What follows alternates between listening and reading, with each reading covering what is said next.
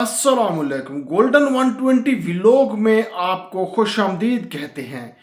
Korea जैसे मुल्क में भी आप शादी करने के बाद ही बच्चे की प्लानिंग करें तो वही बेहतर रहता है।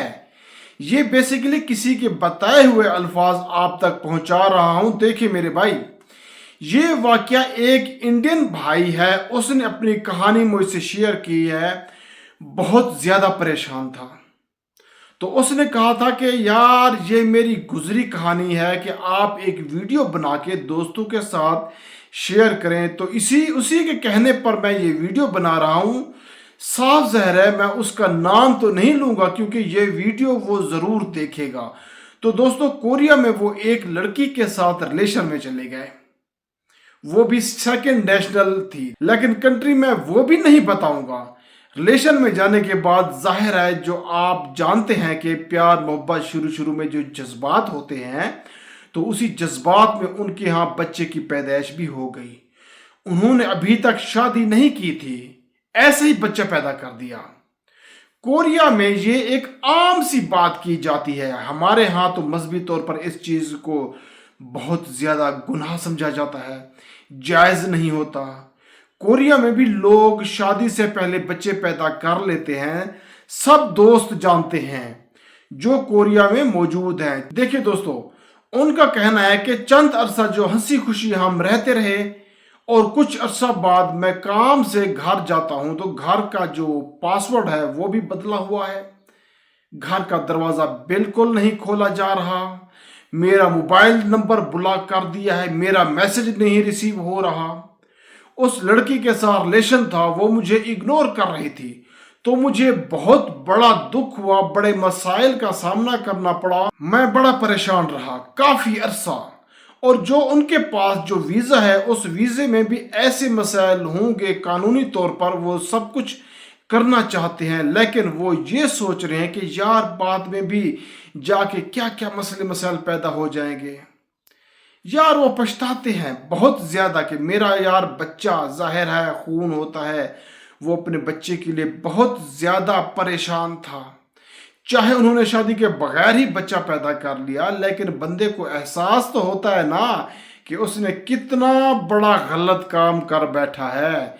जो कंट्री कह रहे थे वो तो स्पेसिफिक एक कंट्री की बात कर रहे हैं, लेकिन मैं ओवरऑल कहता हूँ यार, शादी होती है, निकाह होता है, उसके बगैर जो आपके मज़हब के मुताबिक जो भी आपकी रसूमात होती हैं, आपके बगैर रिलेशनशिप में जाते हैं, तो यहाँ बच्चा वगैरह करने की जल्दबाजी बिल्कुल ना किया करें यार, बिल्कुल ना किया करें। बहुत सारे दोस्त वीज़ा लेने के चक्कर में ये कर लेते हैं, लेकिन बाद में पछतावा भी बहुत ज़्यादा हो सकता है। तो ये मसला बहुत अहम था और मैंने कहा आपके साथ शेयर कर दूं। अगर किसी लड़की के चक्कर में जाते हैं तो इन बातों का ख्याल रखें। वैसे भी मेरा ख्याल है कि हमारे यहाँ तो ये है कि आपको पहले निकाह करना चाहिए, उसके बाद ही बच्चा पैदा करना चाहिए। तो उनका एक ये जिम्मेदाराना मैसेज था, लाजमी ऐसी चीज़ों से परहेज करें यहाँ पर ये बिल्कुल पता नहीं है किसी का जहन किसी वक्त तब्दील हो जाए। जब तक आप अच्छी तरह ज़्यादा खर्चा कर रहे हैं फिर तो ठीक है, और जब तक कोई मामला थोड़े ऊपर नीचे हुए, इधर उधर हुए, औरत हो मर्द हो, उसका जहन बदलने में बदलते हुए कोई देर नहीं लगती, पता नहीं लगता। उसको समझाने वाले, गलत गाइड करने वाले बहुत ज़्यादा काफ़ी लोग पाए जाते हैं इस दुनिया में। फैमिली के या इसके आसपास दोस्त होते हैं जो उनको गलत गाइड करते हैं। तो उनकी ये एक गुजरी कहानी थी कि यार लाजमी तौर पर ये वीडियो बनाए कि मेरे साथ तो ये मसला पैदा हो चुका है कि मेरा बच्चा है, उस घर का जो पासवर्ड है वो बदला हुआ है, मैं जाके लड़ाई झगड़ा भी नहीं कर सकता, सारा इल्ज़ाम मेरे ऊपर आएगा। और जो मेरी वीज़ा की कैटेगरी है वो मसाइल होंगे मेरे लिए आगे भी वो बनेंगे। ना तो मैंने अभी तक शादी की है, और शादी भी तब ही होगी जब आगे से वो लड़की तैयार हो, शादी करने के लिए राजी हो, वो तैयार बैठी हो, तब शादी होगी ना यार। इस वक्त वो लड़का बड़ी मुश्किल से अपना गुजारा कर रहा है, और मैं यही दुआ करूंगा कि अल्लाह उनके मामला दुरुस्त फरमाए।